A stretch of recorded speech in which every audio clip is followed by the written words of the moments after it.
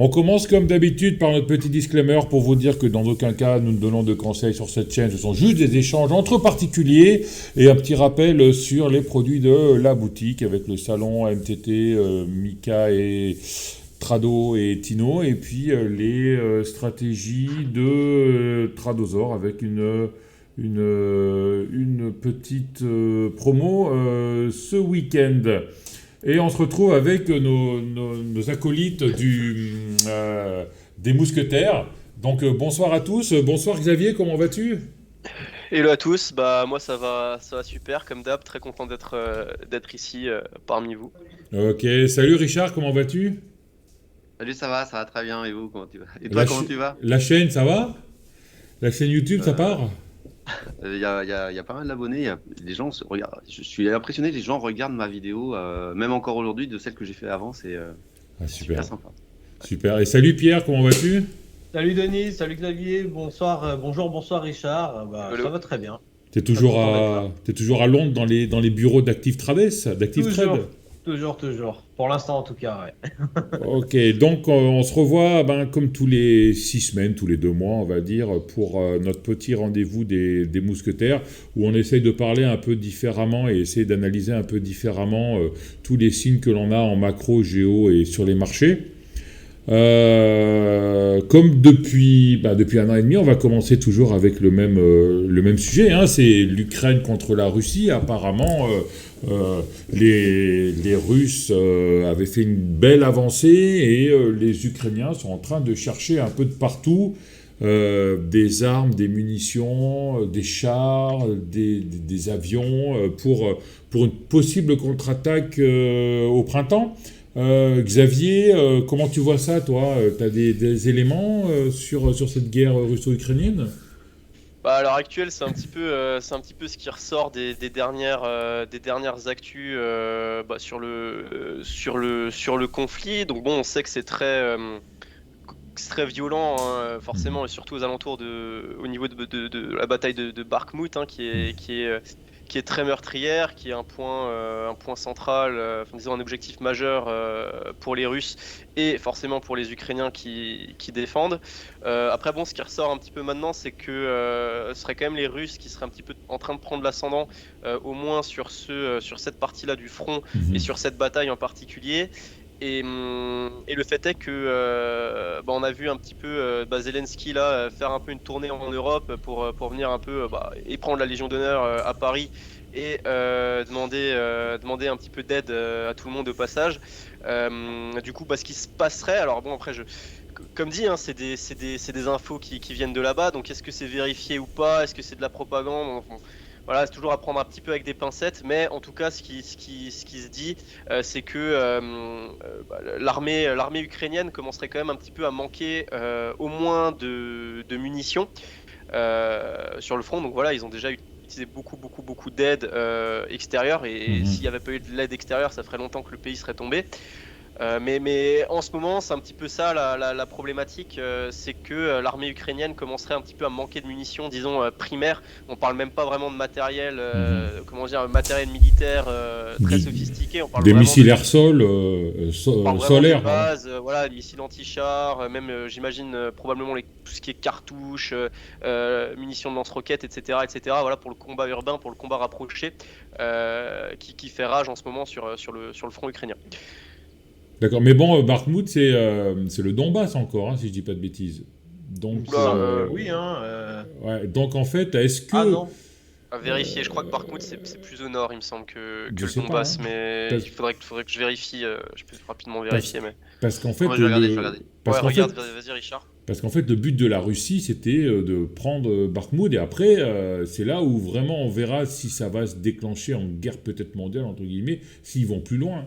Mais pour l'instant, entre guillemets, le fait d'attaquer jusque-là, d'après leur propre logique, ce serait Bah, logique, quoi, enfin, entre le, guillemets. le, le- C'est situé au-dessus de Donetsk, Ouais, au nord de Donetsk, Ouais. et dans le... c'est à peu près à mi-hauteur nord-sud de l'Ukraine, donc c'est Donbass Ouais. ouest. En fait, Non, ce serait vraiment la raison pour laquelle eux, ils sont rentrés en Ukraine, c'est pour reprendre cette partie. Donc, si les Russes vont pas plus loin, il n'y a pas de risque de Non.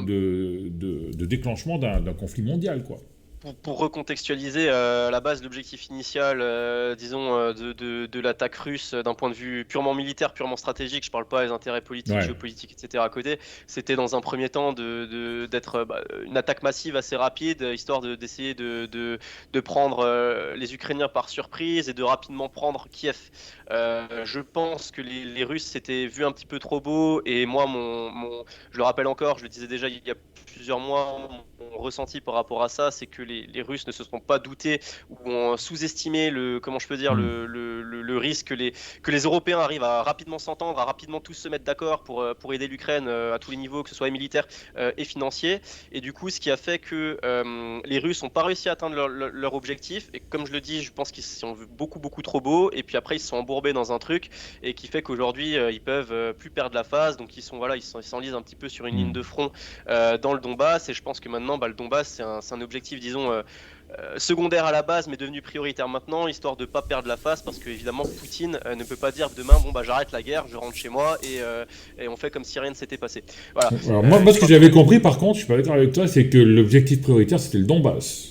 Et que Kiev, c'était un peu les personnes qui gravitaient autour, qui disaient, et de toute façon, Poutine, c'est un fou, et après le Donbass, qui est une partie russophone, quand il aura pris le Donbass, il ira plus loin. Mais en fait, je crois que lui n'a jamais dit qu'il irait plus loin que le Donbass. Hein. Oui, il y avait non, l'objectif territorial était le Donbass, mais pour ce faire et pour éviter une guerre un petit peu d'enlisement et très meurtrière, l'idée c'était d'essayer de prendre Kiev avec un minimum de combat, et une fois qu'on prenait Kiev, bah derrière on mettait un pantin à la tête du gouvernement en Ukraine et on pouvait faire un petit peu ce qu'on voulait sans trop de grabuge. Malheureusement, l'histoire ne s'est pas passée comme ça, et puis on a les conséquences aujourd'hui, on a l'enlisement du front, donc évidemment il y a toujours un risque de, comment je peux dire, d'escalade qui est non négligeable, hein, forcément, avec l'aide européenne matérielle et financière, enfin l'aide occidentale plutôt. On verra ce que ça dit dans les prochains mois. En tout cas, à l'instant T, ça reste quand même, la ligne de front commence quand même à bien se démarquer. Par contre, les combats sont extrêmement violents. On pourrait mettre un pantin comme un acteur, par exemple, non ? Bon. Par exemple. Richard, toi, t'en penses quoi ? Moi, quand j'avais vu les forces ukrainiennes, russes, reculer à Kherson avant l'hiver, retourner derrière le fleuve Dniepr, je me suis dit, cet hiver, il se passera rien. Bon, finalement, il se passe pas rien. Ça se passe plus au nord, effectivement. Tout ce que dit Xav, ça me paraît totalement cohérent, et l'analyse à long terme me paraît aussi bonne, donc je valide totalement. Pour moi, il y a un truc où je reprends ce que Xav avait dit, et je sais pas si tu es toujours d'accord avec cette idée-là, mais pour moi, il y a toujours cette idée-là de Odessa, de bloquer les Ukrainiens au niveau de la mer Noire. Et pour moi, on ne peut pas mettre de côté l'idée que nous avons Odessa avec des armées russes à l'est et des armées russes à l'ouest. Puisque nous avons en Moldavie des armées stationnées russes en Transnistrie. Et pour moi, c'est le plus grand danger aujourd'hui je dirais, d'étalement de la guerre à un autre pays. Pour moi, le premier risque, c'est la Moldavie.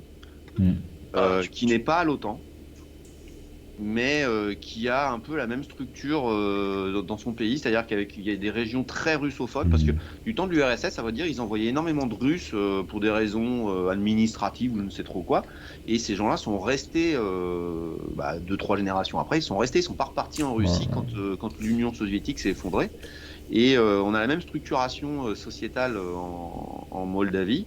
Et pour moi, quand tu prends les armées en Transnistrie russes et les armées russes qui sont autour de Kherson, enfin d'autre côté du Dniepr, pour moi, c'est évident que au milieu, il y a un truc qui s'appelle Odessa, qui est le dernier port qui est encore ukrainien. Et si tu veux étouffer l'Ukraine, faut attaquer là. C'est mon avis. Je sais pas si c'est ce qui se passera. Je sais pas trop qui dominera vraiment cette guerre, mais pour moi, les Russes, il y a un gros risque là en plus d'impliquer la Moldavie, parce que la Moldavie va se retrouver être une base arrière pour des armées russes. On voit un missile qui part, il y a des doutes sur le fait qu'il passe au-dessus de la Roumanie ou pas au-dessus de la Roumanie. Moi je suis pas très rassuré par le printemps, quoi. Le printemps me plaît pas. Alors pour la Transnistrie, moi j'étais responsable de marché des pays de l'Est à une époque, hein, et quand on allait en voiture d'Ukraine en Roumanie, on contournait carrément la Moldavie, on voulait pas la traverser, parce que c'est vraiment un pays de non-droit, quoi, la Transnistrie. C'était vraiment les militaires russes qui tenaient la Moldavie. La Moldavie, en plus, tu as une partie de Moldavie qui est en Roumanie, avec tout le Tchad et tout ça, et tu as la Transnistrie au nord, Voilà. quoi, et c'est chaud, hein. Attention, parce que Ouais, la Transnistrie, c'est à l'intérieur de la Moldavie, et justement, du coup, c'est pas les mêmes gouvernements, c'est pas pareil, enfin, c'est une région comment je peux dire autoproclamé, mais comme le Donbass, oui. c'est Oui, pas, oui, oui. ça n'a pas été accepté par la communauté internationale. Oui, oui, On oui. est dans le même cas que le Donbass. Oui, Ouais, mais oui, si c'est un tu vas peu en comme, Transnistrie, la loi, c'est la loi russe, hein. C'est les militaires, hein. c'est un Les Moldaves, ils ont rien à dire là-bas, hein. Oui, oui. Et justement, moi, Richard, j'ai une question par rapport à ça. C'est est-ce que tu juges comment dire, qu'il y a un coup d'État qui pourrait être probable dans le coin, notamment au niveau de la Moldavie, par comment je peux dire, par des factions transnistriennes un petit peu manipulées par les Russes, etc. Oui. C'est ce qu'on entend un petit peu dans les médias en ce moment. Oui, oui, oui, c'est aussi probable qu'en Ukraine. En Ukraine, je pense pas qu'il y aura de renversement du gouvernement, Hmm. sauf défaite militaire. Mhm. Clairement, les populations soutiennent leur président, basta. En Moldavie, c'est beaucoup plus faible. Enfin, moi, je suis pas, mais est-ce que vous avez déjà entendu parler de la flotte aérienne moldave? Je crois pas, parce que je crois qu'il y en a pas. Donc, je pense que militairement, c'est hyper limité là-bas. Et enfin, moi, à mon avis, ouais, c'est possible. Des renversements de gouvernement, c'est possible. Ouais. J'en mets une Alors la petite tartine Moldavie, parce que la dernière. pour finir, la Moldavie, Vas-y. c'est prévu qu'elle rentre dans la communauté européenne, hein. J'ai vu passer ça il y a 1 ou 2 mois, hein. Elles ont fait leur demande, hein. Ils ont fait leur demande. Mais, Ouais, ouais, et je crois que ça a été accepté, ça a confirmé. Et un autre truc, c'est qu'en Moldavie, en fait, maintenant, c'est la machine à coudre de l'Europe, hein. C'est-à-dire qu'en fait, l'Europe, avant, il faisait venir les collections de prêt-à-porter de Taïwan, de Thaïlande, de Chine, tout ça. Et en fait, ils se sont aperçus qu'en fait, ils avaient les mêmes coûts en Moldavie.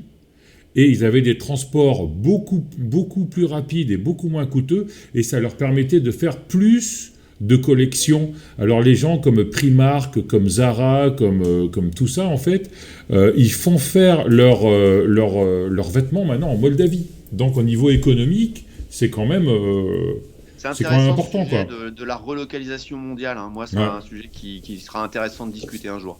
Mais enfin, si on peut finir Ouais. sur l'histoire de cette guerre, je mets un autre. Il y avait eu une réflexion dans la dernière vidéo qu'on a faite. Il y avait quelqu'un qui avait dit que j'avais oublié la Serbie, etc. Je ne l'oublie pas. C'est toujours par extension potentiellement chaud. Les Serbes seront soutenus par les Russes. Les Serbes ont une dent contre l'OTAN depuis 1999 parce qu'ils ont été bombardés par l'OTAN à cause du Kosovo. Ça a encore chamaillé l'an dernier avec des histoires c'était débile, quoi. Une histoire de plaques d'immatriculation à la frontière serbo-kosovare. Enfin, c'était du n'importe quoi. Donc, tous les prétextes sont bons pour que ça pète. Et je continue à maintenir que la Bosnie-Herzégovine n'est que la Yougoslavie en plus petit. C'est pour moi un autre foyer potentiel d'extension du conflit, sachant que le pire du pire, bah, c'est clair, hein, c'est un des pays de l'OTAN, puisque tous les pays dont je viens de parler ne sont pas dans l'OTAN. Moldavie, Serbie, etc. Mais si la Pologne, enfin bref, vous voyez, tous les autres pays qui sont dans l'OTAN étaient touchés alors là, par contre, là, là, je pense qu'on peut dire qu'on déclenche une troisième guerre mondiale. Puis il y a le dernier point qu'on n'a pas dit et que je finis et je m'arrête là-dessus. Attention, est-ce que la bombe nucléaire n'est pas une solution à un moment donné? Alors peut-être pas une énorme, mais rien que le symbole, ça fait effondrer les marchés. Enfin, moi je pense. La C'est Moldavie le seul signe noir que je vois vraiment dans cette histoire. Alors, la Moldavie a sollicité l'adhésion à l'Union européenne en mars 2022 et l'Union européenne lui a accordé le statut de candidat en juin 22. Oui, d'accord, candidat. Ouais, non, mais ça veut dire qu'ils ont accepté. La Turquie, ils n'ont même pas accepté, quoi, encore, hein. Donc il y a une volonté, quoi, de On peut enchaîner sur la Turquie si tu veux, hein. Et, Ah bah, puisque, Pierre n'a pas encore parlé depuis le début, peut-être Oui. qu'il a un avis rapide aussi sur la Oui, guerre. alors Non, justement, non, Pierre, alors apparemment, ce conflit russo-ukrainien, les marchés s'en foutent complètement, quoi. Oui, bah alors non, mais alors il y a deux choses. Déjà, premièrement, moi je suis assez d'accord avec tout ce qu'a dit Xavier en première partie. J'avoue que je suis pas aussi bien renseigné que Richard en ce qui concerne la Moldavie, mais l'histoire a prouvé que c'était un homme de raison sur ces sujets-là. Mais effectivement, c'est très intéressant et je vais vraiment regarder à ce niveau-là. C'est quelque chose qui n'était pas du tout dans mon radar, pour être tout à fait honnête avec vous. Par contre, la deuxième chose, c'est qu'effectivement, les marchés s'en foutent. Pardonnez-moi l'expression, mais les marchés se fichent de pas mal de choses en ce moment, Ouais. si vous me permettez. On est dans un état de déconnexion. Bah, les marchés ont toujours été un petit peu déconnectés de la réalité de toute façon, mais là, alors on va rester sur le volet de la géopolitique. En ce qui concerne la guerre en Ukraine, je veux dire, c'est comme le Covid, quoi. On n'en parle plus, ça n'existe plus. Enfin, ça n'existe plus. En tout cas sur les marchés, au moment C'est où, digéré, quoi. juste avant de faire l'émission, on faisait un plus haut historique sur le CAC 40. Enfin, voilà, je veux dire, je pense que c'est quelque chose qui a obscurci le ciel des marchés financiers sur la première partie de 2022. Et puis, ça a donné lieu à la correction qu'on a connue. Là, maintenant, je veux dire, face à un enlisement du conflit, on voit bien qu'il n'y a pas d'escalade, en tout cas pour l'instant, même si effectivement les leviers que vous avez tous les deux mentionnés sont plus que valides, plus que valables, pardon. On est plutôt dans une situation de.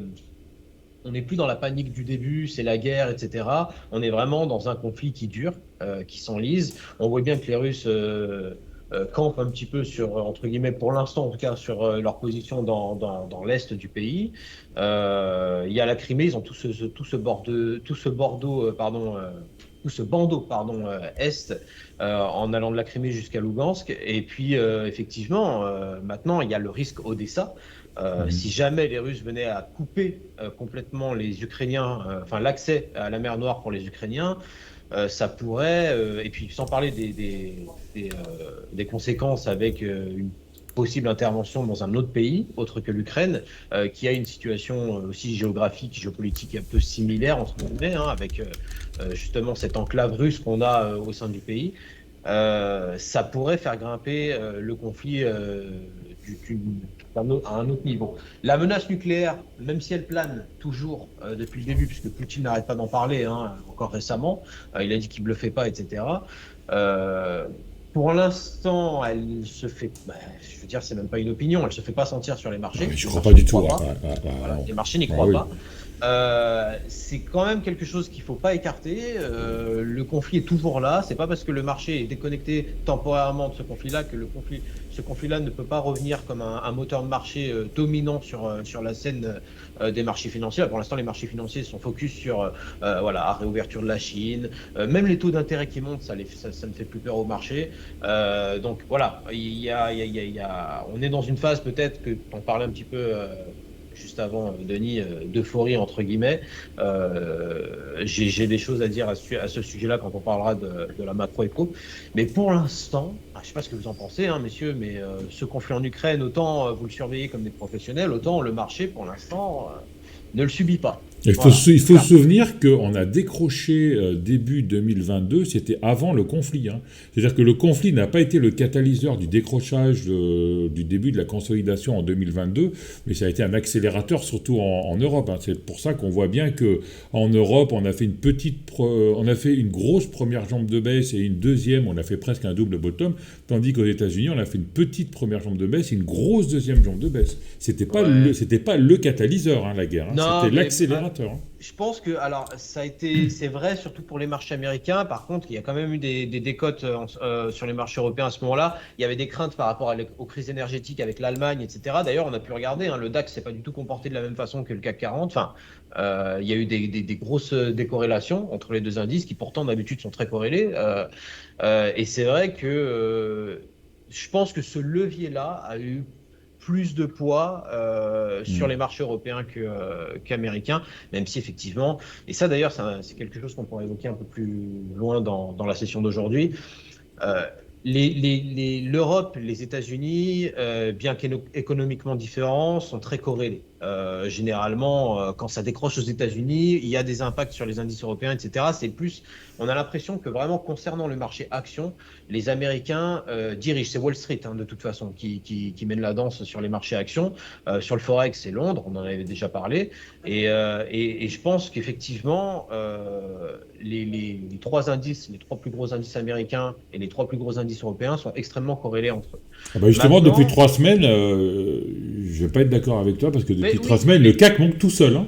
non, mais alors, attention, ce que je dis, c'est une moyenne. On sait bien Ouais. qu'il y a rien de plus fort qu'une moyenne. Il peut y avoir des décorrélations. Il y a même eu des décorrélations, j'en parlais à l'instant, entre le DAX et le CAC au cours de l'année dernière. Et effectivement, là, ce qui se passe, Ouais. on parlera du volet macro-éco, on a des situations quand même économiquement, monétaires différentes. Ouais. On a des décorrélations qui Ouais. sont dans ces deux domaines-là. Tant que l'appétit des investisseurs pour les actifs à risque aux États-Unis restera à la hausse, forcément, ça restera un moteur aussi pour les marchés européens. Mais voilà, bon, on va pas spoiler, on reviendra dessus tout à l'heure. En tout cas, pour la géopolitique, je pense plus que les investisseurs, là, pour l'instant, écartent vraiment le risque ukrainien. Pour l'instant, je dis pas qu'il peut pas revenir sur le devant de la scène, encore une fois, mais il est pas dans les cours. Et peut-être effectivement qu'il y a des choses à dire au niveau. Enfin, moi, j'en entends de plus en plus parler. Xavier l'évoquait hors ligne, je crois. Il y a des investisseurs qui commencent à regarder un petit peu la résurgence des tensions sino-américaines. On en parlait encore, l'actualité avec les ballons, etc. Mais voilà, c'est le spectre un petit peu de ce qui s'était passé pendant la première année de l'administration Trump avec la fameuse guerre commerciale, etc. Est-ce que c'est pas un autre moteur qui va revenir sur le devant de la scène? Vous voulez qu'on passe à la Chine ou à la Turquie? Parce que Richard avait fait une petite parenthèse sur la Turquie aussi, ou... Moi, je pense que la Chine, c'est un gros sujet sur Chine-Taïwan, évidemment. Mais ouais, juste avant de parler de ça... On peut faire une parenthèse sur la Turquie, vite fait. Une petite alerte quand même sur, qui est en lien macroéconomique, hein, d'ailleurs. Aujourd'hui, moi, je vois énormément de pays émergents au bord du gouffre, voire dans le gouffre. L'Égypte. L'Égypte, c'est pas un petit pays. Hein. C'est en Afrique, il n'y a pas beaucoup de pays qui comptent. Hein. Il y a le Nigeria, il y a l'Égypte, il y a le Maroc, enfin en gros le Maghreb, la Libye, et puis après il y a l'Afrique du Sud. Mais l'Égypte, c'est hyper important. Et aujourd'hui, l'Égypte est à deux doigts de s'effondrer. Hein. Enfin, c'est très clair. Hein. La monnaie s'effondre, etc. Enfin, les mécanismes classiques des pays émergents est en train de s'étaler partout. Le cas libanais, le cas sri-lankais est en train d'arriver sur beaucoup de pays. Alors, j'ai dit l'Égypte, mais la Turquie, il y a eu 80% d'inflation l'an dernier. C'est délirant. Erdogan fait n'importe quoi. Mais quand je dis n'importe quoi, c'est du n'importe quoi. Et quand on conteste ce qu'il dit, les mecs, ils sont à deux doigts d'aller en tôle, quoi. Donc, c'est une dictature, clairement, quoi. Et qui fait du n'importe quoi. Ils ont quand même baissé les taux d'intérêt en Turquie avec une inflation à 80%. Enfin, celui qui a fait juste première année d'économie à la fac de Paimpol les Ombrelles, il comprend ce que je viens de dire. C'est du délire complet, quoi.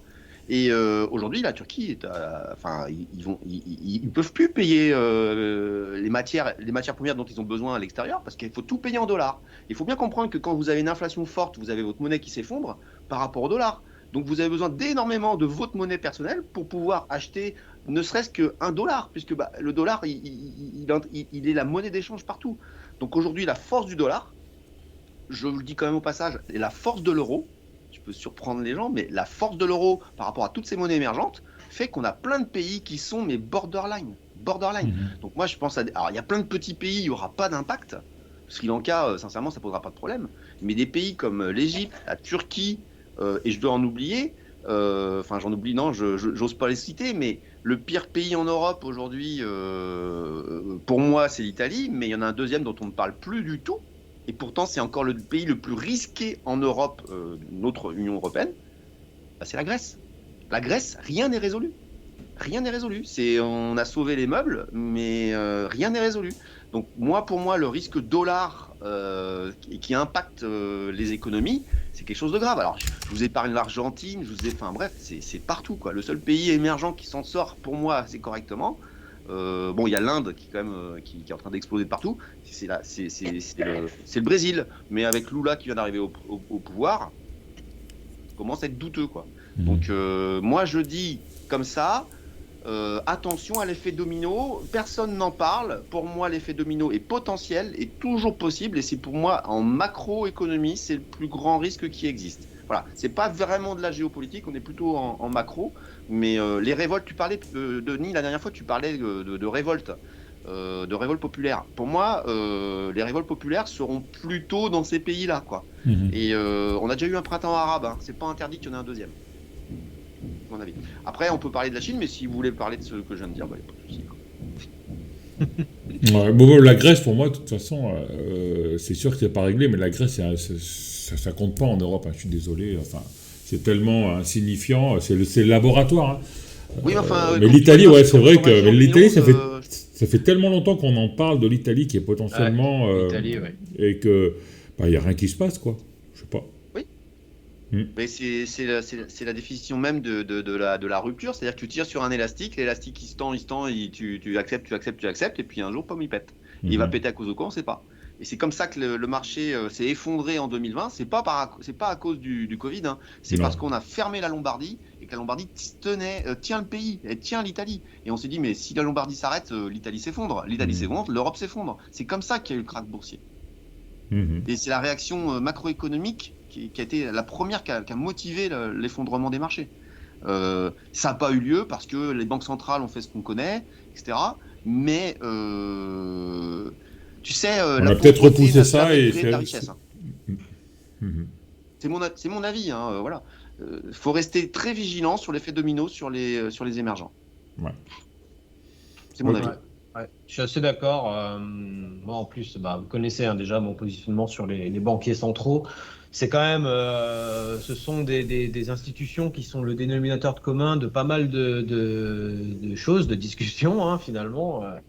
Et c'est vrai qu'on vit dans une époque quand même où, malheureusement, sans eux, sans les banquiers centraux, sans les injections de liquidités, il se passe pas mal de choses. Je sais pas ce que vous en pensez, mais moi j'ai l'impression que c'est un peu mon sentiment là, surtout qu'en début d'année, en plus, on en parlait, on est tous acheteurs, enfin ça fait que monter, donc voilà. En tout cas sur le court terme, c'est comme ça que ça se comporte. Mais j'ai l'impression d'être dans une situation où on achète, ça monte parce que c'est maintenu, parce que ça, on trouve des raisons, etc. Mais on voit tous à un moment donné quelque chose arriver, on ne sait pas exactement quand, on ne sait pas exactement d'où ça peut venir, même s'il y a des pistes de réflexion. Moi, je pense toujours que ça viendra de la dette de toute façon, mais en fait, la question, c'est plus, voilà, on achète, les indices montent, mais jusqu'à quand? À mon avis, ça monte parce qu'il n'y a plus de mauvaises nouvelles, c'est pour ça que ça monte. Et on ne voit pas les mauvaises nouvelles. Alors, les mauvaises nouvelles, l'inflation, on l'a bouffé. La guerre russo-ukrainienne, on l'a bouffé. Tout ça, ça y est. Maintenant, il n'y a plus de mauvaises nouvelles. Donc maintenant, il faudrait qu'il y ait un nouveau catalyseur, une nouvelle mauvaise nouvelle qui sorte. Mais on voit bien, même en montant les taux, en montant les taux, c'est-à-dire qu'en appuyant sur le frein à main, l'économie, elle avance quand même. Alors imagine-toi si on ne montait pas les taux, on serait à combien? On serait à 10 000 sur le CAC? Il y a deux éléments de réponse, je pense, sur la hausse stratosphérique qu'on vit, au moins du côté des marchés européens qu'on vit depuis 2 mois maintenant, 1 mois et demi. C'est déjà, premièrement, force est de constater que malgré tout, malgré l'inflation, malgré la guerre en Ukraine, malgré malgré 2022, pardon, les résultats d'entreprise sont complètement époustouflants. Je suis désolé, il n'y a pas d'autre mot. Alors le problème, c'est qu'évidemment, et c'est pour ça qu'on a un peu du mal à faire le parallèle, c'est-à-dire on a des marchés historiques, des marchés qui sont sur des plus hauts historiques, et en même temps une situation intérieure économique qui est pas tant rose que ça, j'ai envie de dire. Il y a pas mal de questions préoccupantes, qu'elles soient politiques, économiques, etc. Mais déjà, après, le problème, c'est que le CAC 40, c'est pas forcément super représentatif de l'économie à plus petite échelle, plus locale en France. Mais c'est un premier élément sur la hausse des marchés, c'est ces excellents résultats d'entreprise. Le deuxième, c'est le fait que malgré l'inflation qui reste très élevée aux États-Unis, on a vu 6,5%, si je dis pas de bêtises, mardi. Contre 6,2% attendu. Il y a encore 3 mois, c'était crack, ça perdait 4% en ligne droite. Sauf qu'aujourd'hui, je pense que ce que les investisseurs voient, c'est que malgré une inflation qui est élevée, et même malgré une inflation qui a été au-dessus des attentes des analystes, elle tend quand même à baisser. Donc, on se dit quoi? On se dit, ce que font les banques centrales, les travaux des banques centrales depuis quasiment un an maintenant, commencent à un petit peu porter ses fruits. Et donc, on est plus optimiste. Enfin, les investisseurs sont plus optimistes quant à comment je peux dire, un arrêt des hausses de taux, voire même une reprise à un moment ou un autre, ou plus rapidement que prévu, des injections de liquidités. Le risque par rapport à ça, c'est que les investisseurs n'anticipent trop ça et que malheureusement l'inflation reste comment je peux dire, plus persistante que prévu, plus persistante qu'attendue, et que là, par contre, les banques centrales doivent revoir leur copie et peut-être surprendre le marché en annonçant des hausses de taux peut-être plus rapides, peut-être plus fortes, et ça, c'est un risque, je pense, c'est le gros risque pour moi à moyen terme, en tout cas d'un point de vue sur l'évolution des marchés là, dans les prochains mois, donc c'est quelque chose qu'il faudra surveiller, puis après on a toujours les résultats d'entreprise, les perspectives sont revues à la hausse, etc., etc., etc., donc tant que pas de comment je peux dire, tant que pas de points noirs à l'horizon à ce niveau-là, je vois pas ce qui pourrait faire flancher les marchés à très court terme, d'autant plus que on le disait aussi en off, avec la réouverture de la Chine là depuis 2-3 mois, ça a quand même permis à un petit peu booster l'économie mondiale, et tu vois, on a ça fait des mois qu'on s'attend à une récession, que tout le monde prévoit une récession en Europe et aux États-Unis, et puis au final on se rend compte que peut-être qu'on va faire du 0,2, 0,3% de croissance plutôt que moins 0,2, moins 0,3, donc peut-être que cette récession tant attendue n'aura probablement pas lieu, ce qui renforce un petit peu ce phénomène d'optimisme sur les marchés là depuis 2-3 mois. Donc en fait on a un cocktail assez explosif qui pour moi justifie entre guillemets la hausse qu'on a là. Le risque c'est que comme la hausse est tellement énorme, la moindre mauvaise nouvelle ça pourrait faire très vite pchit, c'est ça que je veux dire. Ouais, mais c'est ce que je disais, hein, ça veut dire qu'en fait, même avec toutes les mesures pour diminuer la surchauffe, on n'est pas en récession, quoi. Et on n'est pas en récession, et en plus, on a les chiffres de l'emploi qui est très bon aux États-Unis. Bon, quand on regarde un peu plus derrière, en regardant la hausse des salaires, les salaires ne montent pas, paradoxalement, mais il y a très très bon emploi, quoi. Ça veut dire que c'est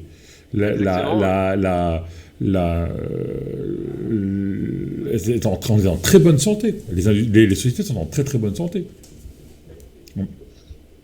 Tu voulais parler des problèmes chinois aussi, des conflits sino-américains, Xavier? C'est une actu qui a fait un petit peu le buzz ces derniers jours là avec l'histoire du ballon chinois, officiellement sonde météorologique, mais bon avec un petit peu de, c'est très politique. C'est la météo de l'armée chinoise. Voilà, c'est très brûlant comme sujet parce que bon, moi ça me paraît tellement évident que je comprends même pas pourquoi on a besoin d'en parler. C'est-à-dire que d'un côté on a la Chine qui est une superpuissance montante, de l'autre côté les États-Unis qui sont plutôt une superpuissance descendante, qui ont probablement déjà atteint leur apogée. Donc je veux dire c'est l'histoire de l'humanité, c'est l'histoire de la vie. Bah forcément il y a un moment ou un autre, il y a un choc civilisationnel, il y a c'est des visions politiques différentes. Enfin, je veux dire, il y a rien. Enfin, il y a tout qui est très différent entre les États-Unis et la Chine. Donc, c'est évident qu'à un moment ou à un autre, d'une manière ou d'une autre, il y a des affrontements. Et puis, là, c'est cet affrontement. Comment dire, ces histoires de ballons sondes. C'est plus une idée pour montrer que.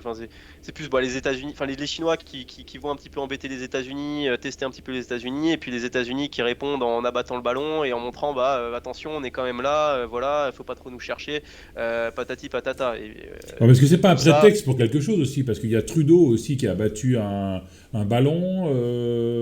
Il y a eu 4 ballons abattus la semaine dernière, quoi. Est-ce que c'est pas un prétexte?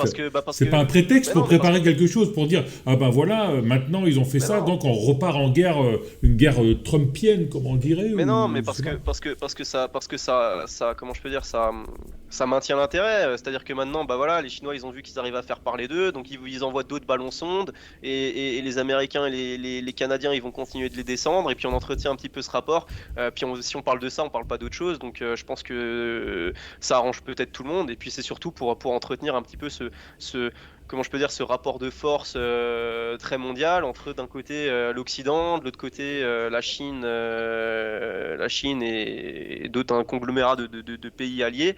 Et voilà, un petit peu, voilà, peut-être un début de seconde guerre froide avec, comment je peux dire, dans des circonstances différentes, quoi. En tout cas, c'est moi que je vois Ouais. ça comme ça, mais ça m'inquiète pas plus. Enfin, voilà, quoi. La C'est Chine, hein, je pas. rappelle, la Confédération de Shanghai, il y a la Chine, il y a l'Ukraine, il y a la Russie, il y a l'Inde, il y a le Pakistan. Hein. C'est la contrepartie de l'OTAN et de l'ONU. Hein. Donc c'est vraiment le choc de deux mondes, en fait. Voilà, exactement, mais je veux dire, c'est ça, enfin, qu'on en parle maintenant, qu'on en parle dans 10 ans, de toute façon, ça doit arriver et on en parlera à un moment ou un autre, quoi. Donc là, voilà, c'est peut-être les prémices de quelque chose, c'est peut-être un simple aléa de l'histoire, enfin, on verra ce que ça dit dans les prochaines semaines, mais c'est évident, d'une manière ou d'une autre, Enfin, un c'est jour, bizarre qu'on la avait Chine. un ballon sonde. Enfin, pour moi, les services d'intelligence du monde entier épilent au monde entier. Donc, des ballons sondes, à mon avis, ça doit faire 30 ans qu'ils doivent être au-dessus des États-Unis. Pourquoi les abattre maintenant, en fait? Et pourquoi les abattre maintenant? Et pourquoi le faire sortir dans les infos, au grand public? Je sais pas, je sais pas. Ça, Donc, voilà, le prétexte, après, ça, c'est pourquoi sujet à interprétation, quoi. c'est ce que disait Richard, les signes faibles. Hein? Oui, les signaux faibles, ouais. Ouais. Ouais, Non, mais je je suis sais d'accord pas avec si Xav, vous moi. avez quelque chose à rajouter sur ce. Ouais, voilà. Moi, je trouve que Xavier est très Vas-y, je te pertinent. je te laisse la parole. Merci, ça fait plaisir. Non, mais enfin, je suis pas là pour faire plaisir ou voilà. Si je suis pas d'accord, je suis pas d'accord, mais je valide totalement ta perception, finalement comment dire, très bienveillante. Mais effectivement, le monde est le monde et l'empire américain est challengé depuis un moment par la Chine, évidemment. Donc, avec un pays qui commence à monter fort, dont on parle peu, c'est l'Inde. L'Inde qui monte très fort, très très fort, avec tout plein de problèmes, hein, enfin qu'on soit d'accord, hein, c'est pas le Nirvana. Hein. Je fais un jeu de mots là parce que les Indiens, Ouais. Nirvana. Mais Kurt Cobain, voilà. non, je vois pas. Moi je suis assez d'accord. Je voudrais juste rajouter un truc sur en géo pour clôturer un peu la géopolitique. Euh, Buffett vient de vendre tous ses avoirs sur TSMC cette semaine, ça a été dit là. Cette semaine, j'ai vu 2-3 trucs passer sur Buffett. C'est bizarre qu'il quitte les intérêts taïwanais en ce moment. C'est pas encore le moment, mais à mon avis, ça va revenir sur le tapis un de ces quatre. Taïwan va avoir chaud à ses fesses. Alors juste un élément que les gens ont peut-être pas vu. Enfin, je sais que vous l'avez vu les gars, mais il y a une usine énorme de TSMC qui est en train d'être construite à Phoenix, en Arizona, et Biden a été la visiter. Alors, je sais pas, moi, une méga factory qui est visitée par le président américain, ça m'interpelle. Il y a des notions stratégiques, etc. Les Américains veulent ramener un petit peu de production chez eux. C'est un peu les phénomènes Trump, hein, etc. Mais c'est pas que pour ça.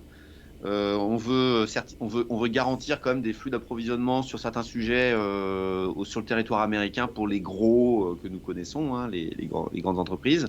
Je dis pas que cette usine va tout fournir pour Apple, hein, c'est pas du tout le sujet. Mais pour moi, ça sent quand même. Je sais pas si ça arrivera, je sais pas comment ça se passera, mais Taïwan un jour, ça va nous ressortir, ça va nous péter à la figure. Donc attention, pour moi c'était pas le temps là quand Pelosi avait été se promener là-bas, c'était de l'excitation de médias, ils ont que ça à raconter, mais ça marine à feu doux ça. Ah, on fait chauffer de chi là. Hein.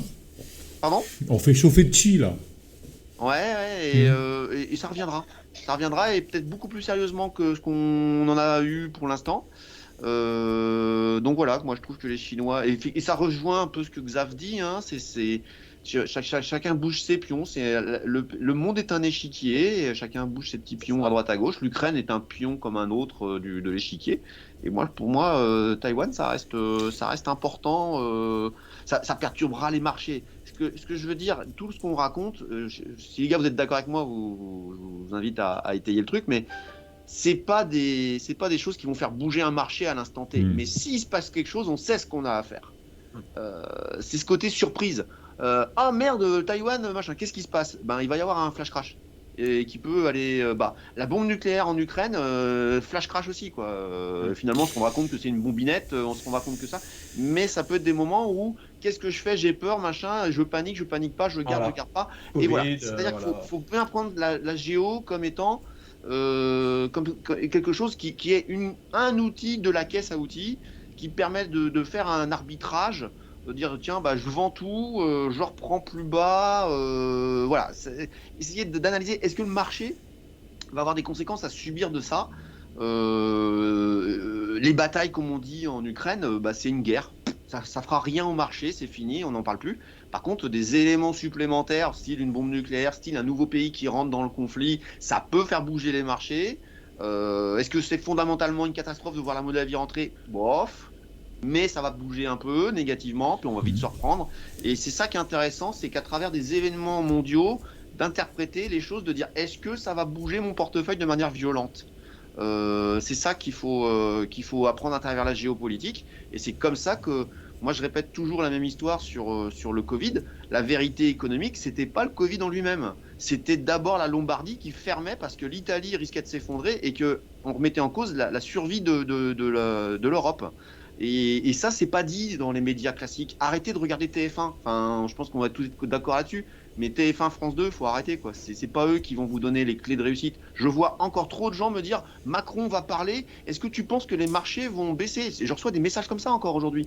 Mais ils s'en foutent, les marchés. Les marchés, c'est autre chose. Donc voilà, moi je me permets de dire juste sur Taïwan, on fait gaffe. Et puis voilà, j'ai fait le tour de ce que j'avais dit. Je suis d'accord avec toi. Qui va faire les marchés. Je suis d'accord avec toi, Justus. Je suis d'accord avec toi, c'est qu'en fait, le marché réagit à l'effet d'annonce. Mais si nous, avec à notre petit niveau, on voit déjà que tout ça va se passer, c'est que le marché, à mon avis, l'a déjà vu. Donc en fait, justement, s'il y a l'attaque de Taïwan et l'attaque de tout ça, ça sera, comme tu dis, un flash crack. Et mais ce sera pas un retournement de tendance, parce que c'est prévu. Oui. Et donc, comme c'est pas un retournement de tendance, c'est peut-être justement un bon moment pour rentrer. Et puis ce sera quand on a ce flash, parce que si nous on le sait, le marché le sait plus que nous, quoi. Enfin, ou alors on va se coucher, quoi. On peut reprendre l'exemple de l'Ukraine. L'Ukraine, il y a eu effectivement une baisse des marchés qui a pris peur de ce conflit, et c'est au moment où ça pète que le marché rebondit et crée son retournement de marché. Et finalement, quand tu vois le marché bouger, etc. Mais si on rentre dans les secteurs, on se rend compte que la conséquence sur le gaz provoque des choses, sur le pétrole provoque des choses, et on peut faire des allocations sectorisées selon l'événement, parce qu'on a bien lu l'événement. L'événement provoque des problématiques d'approvisionnement de gaz en Europe, blablabla. Et si tu regardes Taïwan, eh bien très simplement, si ça arrive, bon, vendre tout, flash crash, etc. Mais qu'est-ce que j'achète en bas? Micro. Et évidemment, les semi-conducteurs deviennent un problème, deviennent une problématique, et on va voir des mouvements se faire sur des sectorisations qui seront ciblés, et les gens diront bah tiens, j'avais ça remonte très fort, et ils savent pas pourquoi. Alors que nous, on sait pourquoi, parce qu'on a lu, on a compris, on sait ce qu'il y a à Taïwan, on sait quels sont les dangers, et il y a les rebonds qui se font sur certains secteurs. Sincèrement, celui qui a acheté au moment de la guerre en Ukraine, qui a acheté de l'énergie, il s'est gavé. Ça, c'est sûr. Tout à fait. D'accord. Enfin, je me permets de régler. Non. C'est ça aussi, c'est de dire qu'est-ce qui se passe, quelles conséquences ça a, qu'est-ce que ça va provoquer ici, qu'est-ce que ça va provoquer là. Et c'est comme le corps médical, enfin l'ensemble du secteur médical a explosé en 2020. C'est très con a posteriori de dire bah ouais, le Covid évidemment. Bah ouais, mais n'empêche que ça permet de savoir où est-ce que j'alloue mon argent, quoi. Ouais, c'est vrai. D'où la nécessité, même pour les investisseurs long terme, de faire des allocations, réallocations périodiques. Par semaine, par trimestre, par année. Et c'est là où je vais en mettre une petite couche. Ceux qui font du DCA sont des fous furieux. Ce n'est pas une solution d'investissement. Et je sais que je suis contre des grands influenceurs des réseaux sociaux. Tu peux le dire, des grands cadors, merci. Mais je maintiendrai jusqu'à mort s'en suive. Ne faites pas de DCA, ne faites pas de buy and hold. C'est une catastrophe. On fait de l'investissement dynamique, c'est-à-dire qu'on revoit ses positions, on se gourre, on se plante, mais on ne peut pas rester statique sur des positions parce que ceci ou parce que cela. C'est pas possible d'entendre ça, c'est pas possible. Celui qui est resté dans le médical en 2022, il s'est pris une dérouillée, et il faut qu'il m'explique où est-ce qu'il va gagner de l'argent en 2022 sur le médical. Le Covid était parti. Et tu vois, ça, c'est des choses qui sont super importantes dans les allocations. La géopolitique peut provoquer des nouvelles thématiques d'investissement ou de non-investissement, parce que ne pas investir, c'est aussi investir. Et pour moi, si tu fais une lecture de ça, tu as plein de clés qui arrivent à un moment donné, et ça peut mettre des années. L'histoire de l'Italie, ça arrivera peut-être jamais, mais si ça arrive, il y aura peut-être des choses à faire ou à pas faire. Moi, c'est ça que je ressens sur les marchés, c'est ça que j'aime à travers la géopolitique, c'est de dire, il est peut-être un peu temps de se barrer de ceci ou d'aller dans cela. Et c'est comme ça que vous allez surperformer les marchés. C'est comme ça, c'est pas en achetant du CAC 40 quand il est à moins 30% ou encore acheter du Nasdaq ou du Bitcoin en DCA. C'est du n'importe quoi. Richard, j'ai une petite question par rapport à ce que tu viens de dire. Est-ce qu'il y a, alors on a compris, hein, adepte de l'investissement dynamique, réallocation, etc., pas de buy and hold, pas de DCA, est-ce qu'il y a des exceptions? Je m'explique. Tu parlais notamment Les indices. Du séminaire de Barcelone, tu parlais des méga-trends à un moment donné. Oui. D'accord. Est-ce que tu identifies une méga-trend, par exemple, sur, je sais pas moi, sur plusieurs décennies, plusieurs années, plusieurs décennies, je sais pas, 10, 15, 20, 30 ans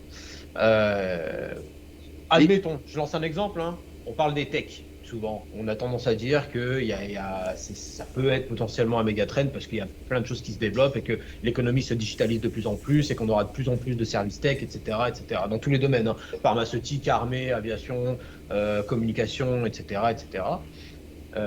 Est-ce que c'est déraisonnable de se dire de faire du buy and hold sur la tech sur les 30 prochaines années?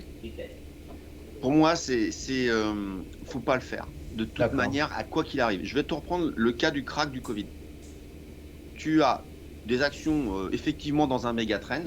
Tu vois arriver ce crack boursier, voilà. Enfin, franchement, je pense que tous les professionnels, on l'a vu arriver, quoi. Moi, je me rappelle avoir shorté le DAX quasiment tout en haut et bon, je le revends un peu trop tôt, mon short, mais enfin, ça, c'est un autre sujet.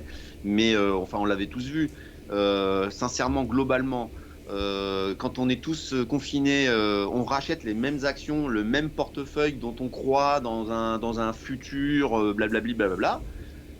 Il y a 40 points alors on va dire, allez, t'as pas vendu en haut, t'as pas racheté en bas, on va dire 30 points. C'est un tiers de la valeur que tu as économisé et que tu rachètes et que tu repars. Donc tu es en investissement dynamique, tu vois un crack boursier et tu rachètes pas en bas, mais quand tu dis bon, ça y est, le gros est passé, tu dis tiens, je reprends mes valeurs moins chères. Ok. Donc tu peux parfaitement être dans un méga trend tout en disant je sors du marché parce qu'il est en train de me faire un truc de fou. Je pense à la bombe nucléaire. Imaginons qu'elle arrive. Tu sors, tu vends tout, puis tu rachèteras plus bas. Et effectivement, ces dossiers-là repartiront. Effectivement. En fait, tu sors au moment de la turbulence, ou tu te hedges éventuellement. Ou tu te hedges. Oui, tu peux te hedger aussi. Ouais. Et après, tu rentres en bas Ouais. Mais un investisseur, généralement, se hedger, c'est pas facile. Et puis quand on est, on est comme en France, excusez-moi, il y a beaucoup de Français qui nous écoutent. Ils sont très nombreux à avoir un PEA. Un PEA pour se hedger sur le PEA, c'est quand même compliqué, quoi. Donc si tu veux, ça se fait, hein, mais je préfère pas en parler parce que sinon il y a des gens là qui vont acheter du BX4 et c'est du n'importe quoi. Ou alors ouvrir un compte chez Active Trade et puis shorter les indices. Mais si tu es convaincu que ça va baisser, faut qu'on m'explique pourquoi tu restes en position sur des valeurs qui baissent aussi, quoi. Enfin, je comprends pas ça. Moi, je peux comprendre à la limite, tu dis je hedge parce que je suis pas sûr, mais quand tu es certain du mouvement, tu sors tes valeurs et tu gardes ton hedge. Justement, Richard, là, à mon avis, on parle de gens, même, il y a des gens qui voient la crise arriver, même s'ils la voient arriver un peu tard, ils voient la turbulence de court terme. Il y a des gens, ils vont même pas se prendre la tête à essayer de vendre toute leur ligne de position, parce que des fois, tu peux avoir un paquet de lignes quand même sur un portefeuille, en se disant, parce que je sais pas exactement. En fait, c'est le manque de savoir technique, tu vois, je pense, qui peine. C'est-à-dire qu'ils savent pas, ils se disent, ouais, mais on sait jamais si je vends maintenant et que la correction, elle va pas là et que j'arrive pas à machin, donc ils préfèrent même pas. Ils se disent, je laisse passer le truc, tant pis, c'est pas grave. Voilà, et puis justement, quand tu laisses passer le truc, tu vois que ça descend, et à un moment où tu lâches, tu dis, là, je vends. Et c'est là où il y a la capitulation, et c'est là où ça repart. C'est important en investissement de toujours garder de la poudre sèche. Parce que même si tu clôtures pas tes positions, tu peux toujours remplir les poudres. Voilà, Après, j'ai envie de dire, moi, j'ai pas de problème avec l'idée que des gens soient pas d'accord avec moi. Le débat est justement fait de gens qui sont pas d'accord. C'est assez formidable. Mais celui qui est aujourd'hui dans une stratégie, dans une logique, on va dire de DCA, mais il y a le buy and hold qui est pareil. C'est quelqu'un. Alors franchement, je vais faire une vidéo sur ma chaîne bientôt et je peux vous jurer que je vais saccager, quoi. c'est psychologiquement, c'est pas la bonne solution, puisque l'idée de dire j'investis tout le temps un peu d'argent, ça veut dire que je ne vends jamais. Puisqu'il n'y a jamais. C'est pour la retraite. Les C'est pour la vendeurs de retraite. DCA Ouais. ne t'expliquent jamais qu'il faut vendre. Ils vendent vrai. jamais. C'est vrai. Ils prennent jamais leur. Ouais. Mais psychologiquement, mais c'est du n'importe quoi. Enfin, moi, je peux trouver des indices mondiaux qui sont en baisse continuelle depuis des années. Ils sont pas bien loin de nous, quoi. Enfin, il faut arrêter avec ça. C'est pas vrai ce qu'il dit d'acheter des indices, etc. Le CAC 40, il monte, mais il a des raisons. Elles peuvent parfaitement se retourner un jour, hein. Les raisons qui font monter le CAC 40 aujourd'hui peuvent se retourner un jour. Moi, je suis catastrophé par l'idée de faire croire aux gens, tu achètes, tu passes 5 minutes sur ton ordinateur et tu es tranquille pendant 20 ans. Je suis outré d'entendre ça. Ça, c'est pour la retraite. En fait, l'idée de faire ça, c'est difficile pour la retraite. C'est-à-dire que tu prends de l'argent maintenant, plutôt que de garder sur ton compte où tu perds l'inflation, tu le mets sur un indice, et le jour de ta retraite, eh ben voilà, tu as un complément de retraite. Ça a été les discours de certaines personnes début 2022. De toute façon, il faut être investi à 100% parce qu'on va lutter contre l'inflation. L'inflation, on a pris 10% dans la figure et les marchés ont pris entre moins 15 et moins 20. Oui, mais maintenant, on a refait un nouveau plus haut, là. On dirait qu'il y a une demi-heure. Donc, en fait... Mais qui te dit que tous les gens ont tenu leur position quand ils ont vu ça, c'est le problème. Ils ont tous tenu leur position. Ça, c'est le problème. C'est-à-dire qu'il faut avoir dans la tête que je garde jusqu'à ce que la retraite, quoi.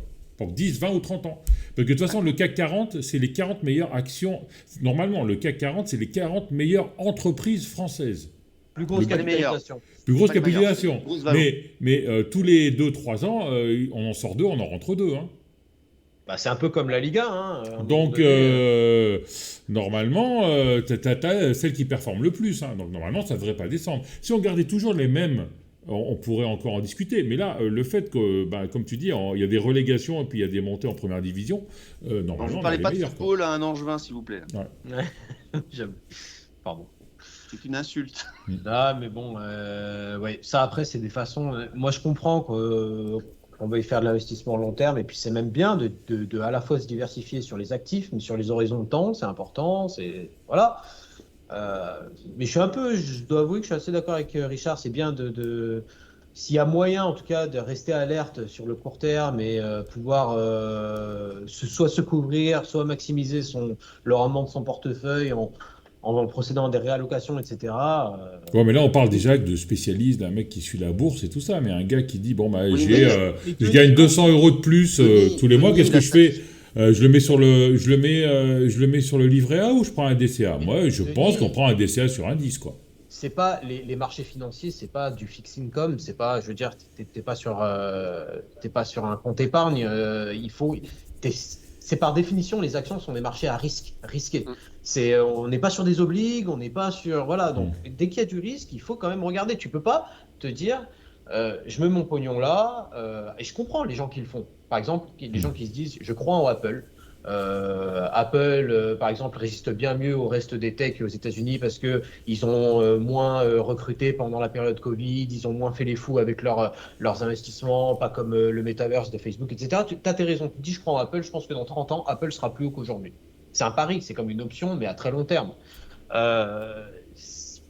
Faut pas oublier que le long de la route, il y aura des accidents. Les moteurs de marché vont s'inverser, comme le disait Ricardo. Et c'est vrai qu'à ce moment-là, ça peut être opportun de faire des réallocations. Tu vois, les marchés financiers, c'est trop risqué. Tu sais, Denis, en 2000, Orange, c'était la tech de l'avenir. Wanadoo à l'époque. C'était la tech de l'avenir. Sauf que structurellement, c'était une erreur. Moi, j'ai un copain qui m'a envoyé. Je pourrais même le mettre sur les réseaux. J'ai un copain qui m'a envoyé un SMS un jour. Il avait mis 400 000 € à 200 € l'action. Donc au pic là-haut, tout là-haut. Il avait mis 400 000 balles. Il les a toujours en portefeuille. C'était Wanadoo, parce qu'à l'époque, il y avait Wanadoo, France Télécom. Après, quand Wanadoo a commencé à gagner de l'argent, ils l'ont sorti et ils l'ont réintégré à France Télécom. Et après, France Télécom est devenu Orange. Aujourd'hui, j'en démordrai jamais parce que je sais la psychologie que ça provoque de dire je fais du DCA. Je sais ce que ça provoque derrière. Je sais. Ça déresponsabilise, et le jour où il y a une catastrophe, le jour où les marchés partent à la baisse, ça peut réarriver parce que c'est un monde de risque comme tu dis, Pierre. C'est une catastrophe. Moi, je suis outré. Alors, je suis complètement outré de voir des gens acheter du très très court terme en intraday. Enfin, très bien, mais faut savoir que les traders, ils finissent tous en dépression nerveuse. Hein. Les gens, ils travaillent. La solution, elle n'est pas dans le très très long terme, elle n'est pas dans le très très très très très court terme, elle est au milieu. Il y a plein de choses à faire au milieu. C'est-à-dire que je veux dire des swings de plusieurs semaines, voire plusieurs mois. Oui, ça peut être même de plusieurs années. Tu peux être sur des... les gens qui ont acheté des dossiers en bas du Covid peuvent conserver des dossiers pendant des années. Ouais. Ça peut être des années, mais des années ne veut pas dire buy and hold. Enfin, qu'on soit très clair, c'est pas du buy and hold. Les scandales financiers, on va parler de Wirecard si vous voulez. Hein. Celui qui a acheté Wirecard, il a tout perdu. Orpea, Orpea. Mais on peut en citer d'autres. Atos. Moi, j'ai un élève qui vient de rentrer, il m'a dit ouais, je suis resté sur Atos parce que certaines personnes que je ne citerai pas ont dit tiens, c'est un point d'entrée. Mais Point même d'entrée. Même Facebook, hein. 2022. La question, c'est aujourd'hui, tu ouvres ton ordinateur, tu es en DCA, tu vois, tu es au mois d'octobre, tu es au mois de... Enfin voilà, tu entends des choses gravissimes partout. Est-ce que tu es capable de dire je tiens malgré tout? Ouais. Puis quand tu vois des bougies à moins 12%, Ouais. Quand tu es sur le Nasdaq et que tu as eu le malheur d'acheter en janvier 2022, non, c'était plutôt en novembre 2022, tu es à moins 35 à un moment donné. Hein. Ouais. Est-ce que tu as la psychologie pour tenir? J'entends bien qu'il y a des gens qui le font. Mais moi, je suis convaincu qu'il y a une très grande partie des gens qui lâchent leur position. Et en plus, tu lâches ta position, comme je disais tout à l'heure, tu lâches ta position en bas. Et normalement, c'est ce qui fait la capitulation, c'est quand les petits porteurs qui ont tenu, ils lâchent tous d'un coup. Et là, c'est la grande dégueulade finale. Et c'est là où les gros rentrent pour racheter et ça remonte. Et c'est ça la capitulation. Exactement, Denis, tu as tout à fait raison. C'est-à-dire que quand les petits lâchent, c'est bien ces gens-là qui n'ont pas lâché. Ils n'ont pas lâché, et ils lâchent en bas. Donc le DCA, c'est bien ces gens-là qui sont en DCA qui sont en train de lâcher leur position. Je rappelle que les taux d'échec des traders particuliers sont gigantesques. 92. Ça dépend. Mais oui, non, ils sont tous très élevés, ça c'est sûr, mais effectivement, ça va dépendre des zones. Moi, par exemple, d'un point de vue broker, je le vois parce qu'on est présent à l'international. En Europe, on a des taux de perte inférieurs à ceux qu'on a sur les autres branches, parce que sur les autres branches, il y a plus de levier, par exemple. Vous voyez? Donc, je crois que sur les autres branches, on doit être à 85%. Je n'ai pas les chiffres actuels en tête, mais on est entre 85 et 90, je dirais. Alors qu'en Europe, on est à 76, 78. On a même descendu à 70% à un moment donné. Mais ça fait quand même pas mal. Bon, en tout cas, moi, je suis convaincu. Maintenant, ça y est, je me suis remis à trader les indices. Hein. Les actions, c'est vraiment de plus en plus... T'as du mal? J'ai du mal. Les indices, je le vois tellement... tout le monde dit que c'est dur à trader les indices, mais je vois tellement clair maintenant que... tant mieux. Super. Ouais, tu rachètes tous les replis, quoi. C'est ça que tu es en train de nous dire. Pour l'instant, moi, je suis aussi à bord, quoi. Et c'est vrai que sur tous les replis, ce matin, je suis rentré à l'open ce matin, par exemple. Et là, on a fait un plus haut, comme tu me disais tout à l'heure. Je le vois tellement gros comme une maison. Bon, attention, hein, moi je suis ce que n'aime pas Ricardo. Moi je suis un trader plutôt intraday. Je garde pas mes positions plus de 2-3 jours, moi. Donc c'est pas pareil. Intraday alors. C'est pas intraday ça hein. Ouais. C'est pas plus, non mais le maximum c'est 2-3 jours. Maximum. Moi j'aime pas garder mes positions la nuit en fait. Ouais, si le risque est maîtrisé, voilà, c'est une question de risque. Hein. Après, de toute façon, il y a des profils d'investisseurs. Il y a autant de profils d'investisseurs que d'investisseurs. Donc, je peux te dire. On passe à la partie marché, Pierre, où tu voulais parler de l'intelligence artificielle, peut-être, Xavier, je me souviens plus. Ah oui, comme vous voulez. Tu voulais pas dire quelque chose sur l'intelligence artificielle Non, je disais si je peux faire un encart là-dessus assez rapide parce que je pense qu'il n'y a pas non plus énormément de choses à dire. Mais c'était plus pour dire que oui, on a dans les sujets d'actualité là, nous au niveau des marchés, ça fait un moment qu'on sait qu'on est au courant sur l'arrivée d'une intelligence artificielle qui s'appelle ChatGPT. Un truc vraiment totalement révolutionnaire. Et si vous n'êtes pas au courant, je vous invite à faire une petite recherche internet et à voir ça se dit comment chat, c'est achaté. C'est un logiciel. Chat, c'est HAT, GPT, GPT à côté. Oh, bah, dis donc. Donc c'est pour rapidement pour contextualiser, ouais, voilà, c'est un outil informatique qui vous permet en fait de répondre, enfin vous posez une question et le truc vous répond enfin, incroyablement bien, de manière très précise sur absolument tous les sujets. Je crois d'ailleurs même que l'intelligence artificielle a récemment réussi enfin cette intelligence artificielle en l'occurrence, a récemment réussi à passer des concours de master, enfin bac plus 5 haut la main en quelques minutes, en quelques secondes. Donc c'est vraiment un truc de fou. Et le truc, c'est que voilà, on parlait un petit peu plus, bon, l'IA, ça fait des années que c'est développé, que ça arrive, mais là, en l'occurrence, on a un truc très très concret que beaucoup de gens vont pouvoir utiliser dans la vie de tous les jours.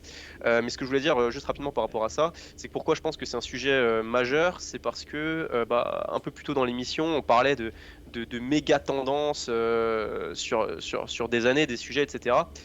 Et ben, par exemple, moi je pense que l'intelligence artificielle, les sociétés qui bossent dans l'intelligence artificielle, qui sont impliquées de manière, comment je peux dire, dont c'est l'activité, dont c'est le business, voilà, de développer des logiciels, de développer des IA, je pense qu'il peut y avoir un truc à jouer un petit peu là-dessus, un peu comme on a connu le boom Internet dans les années 2000, le boom des valeurs Covid pendant le Covid. Je pense que c'est un sujet qui va, maintenant qu'on commence à en parler dans les médias traditionnels, c'est un sujet qui pourrait, comment je peux dire, qui pourrait un petit peu gagner un peu plus de public et je me dis pourquoi pas, est-ce que ça serait pas peut-être, est-ce qu'on serait pas à l'aube d'une méga tendance qui pourrait durer, je sais pas, des mois, des années, j'en sais rien, un moment où on a quand même pas mal de GAFAM qui cherchent un petit peu à se renouveler, pas mal d'entreprises qui cherchent de nouveaux marchés, enfin c'est évident qu'il va y avoir un marché là-dessus, donc à voir un petit peu ce que ça va donner dans les prochains mois, les prochaines années, mais à titre personnel, je pense qu'on est vraiment à l'aube de quelque chose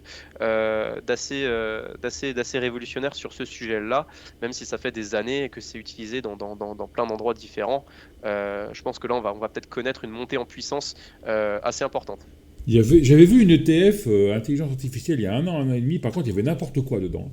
Il y avait de l'Apple, tout ça. C'était vraiment pas targeté intelligence artificielle. Donc, peut-être maintenant, c'est peut-être un peu plus au point. Il y a peut-être des outils pour investir en des ETF plus précises qu'à l'époque. Hein. Il y a des entreprises qui parlent, enfin, par exemple, on peut pas parler en France, on va voir, Richard connaît très bien Médian Technologies, voilà, c'est de la recherche, c'est de l'imagerie médicale basée sur de l'intelligence artificielle. On a des entreprises aux US qui se développent tout ce qui va être les robots pour faire de la chirurgie, donc de manière beaucoup plus précise, quasiment sans risque, un petit peu comme fonctionne donc avec des caméras qui visualisent en temps réel ce qui se passe, et du coup un logiciel qui agit en fonction et qui est programmé pour réaliser une certaine opération. Un petit peu comme à la manière dont fonctionne une imprimante 3D pour ceux qui visualisent un petit peu. Enfin, il y a quand même pas mal de projets. Je parle pas de Farnext, hein, non. Ouais, ne parle pas de Farnext, non mais voilà, il y a pas mal de projets qui sont un petit peu en train de se développer, et je pense que ça pourrait connaître un boom grâce à ça. Donc à suivre dans les prochains mois, les prochaines semaines. S'il y a une valeur en France qu'on peut citer quand même, c'est Dassault Systèmes. Voilà, Dassault Systèmes, oui, qui font des logiciels de conception 3D, de CAO principalement, et c'est des trucs de fou, hein, c'est utilisé partout. Le moindre truc que vous voulez construire quelque part, c'est un bureau d'études qui utilise un logiciel de CAO. L'intelligence artificielle est très très présente là-dedans, notamment pour calculer. Je sais de quoi je parle parce que je bossais dans le domaine avant, et notamment pour calculer tout ce qui va être des rapports de force, par exemple pour tester la résistance d'une structure, etc. C'est des calculs qui peuvent être réalisés en quelques secondes à l'aide d'une IA et de ces logiciels-là, alors qu'il faudrait des heures voire des jours pour un humain pour le réaliser, et sans compter les risques d'erreur liés à ça, quoi. Ouais. Lockheed Martin aux États-Unis. Voilà. Lockheed Martin, c'est de l'armement aussi, c'est un peu comme c'est un gros, j'abuse un peu, mais c'est l'équivalent de Dassault ou de Thales chez nous, quoi. Un petit peu, okay. Ouais, ça marche, ça performe bien en ce moment surtout. Ouais, voilà, et puis en l'occurrence, ChatGPT, un des actionnaires à l'époque, une des premières boîtes qui avait investi là-dedans, c'était Microsoft, quoi. Donc évidemment, pour Microsoft, ça représente, ce que je veux dire, c'est... Et Elon Musk. n'allez pas acheter du Microsoft pour investir dans ChatGPT parce que bref, quoi que on est en 2023, donc tu me diras les investisseurs des fois, voilà, parce que ce que je veux dire, c'est que ça représente tellement rien dans le business. Enfin, ChatGPT ne représente tellement rien dans la valeur de Microsoft à l'heure actuelle que se dire je veux investir dans l'IA, donc j'achète du Microsoft. Enfin, c'est pas forcément ce qu'il y a de plus intelligent, même si c'est un moyen de le faire, mais c'est pas très représentatif, quoi. Moi, justement, l'ETF que moi j'avais trouvé il y a un an et demi, c'était un peu ça la réflexion. C'est-à-dire que je prends du Microsoft parce que c'était un peu n'importe quoi. Mais ce que je veux dire, c'est que ça représente. Alors maintenant, je sais pas, les marchés aujourd'hui, enfin, je veux dire, s'ils veulent, le Nasdaq, ils sont capables de faire x2 sur Microsoft, qui vaut déjà plus de 1000 milliards, juste parce que ils ont trouvé une intelligence artificielle. Enfin, j'en sais rien. Aujourd'hui, c'est très. Ça va très vite, quoi, sur des news, il y a beaucoup de spéculations, etc. Donc on sait jamais, mais en tout cas, d'un point de vue purement fondamental, ça ne représente quasiment rien. Et toutes les GAFAM, je veux dire, Amazon Web Services par exemple, c'est de l'intelligence artificielle. Pour autant, ça représente que 15% de leur business. Et encore, c'est 15% de leur business, mais on ne sait pas exactement quelle est la part exacte de l'intelligence artificielle dans tout ça, quoi, combien ça vaut. Donc c'est pour ça qu'il peut y avoir beaucoup de spéculation, et c'est pour ça qu'à titre personnel, c'est un domaine que je vais suivre attentivement ces prochaines semaines et qui m'intéresse de près, quoi. Ok. Voilà. Bon, bah, un possible méga trend dans le. Ok, très Alors, bien. pour moi, c'est pas un méga trend, c'est un sous-secteur de méga trend. Pour moi, c'est le méga trend de l'automatisation. On est en train d'automatiser par les robots, on automatise depuis qu'on a inventé la roue, hein, on automatise, on crée des outils, c'est de l'automatisation, c'est simplifier le travail des gens, c'est un méga trend absolu qui est ancestral. Et là, on est en train d'automatiser, et ça c'est peut-être un peu plus inquiétant en termes d'éthique, le cerveau humain, et là c'est... Ouais, ça fait un peu peur, hein, quand même. Ça fait parfois peur, mais le mégatrend est valable et sort effectivement ce 2.0 dans tout ça, qui était de faire des outils, et l'outil devient un remplacement des cerveaux. Bon, après, chacun pense ce qu'il veut, mais c'est mon avis. Voilà. Et ce mégatrend, il est évident. Enfin, pour moi, il est évident. Et Xav a raison.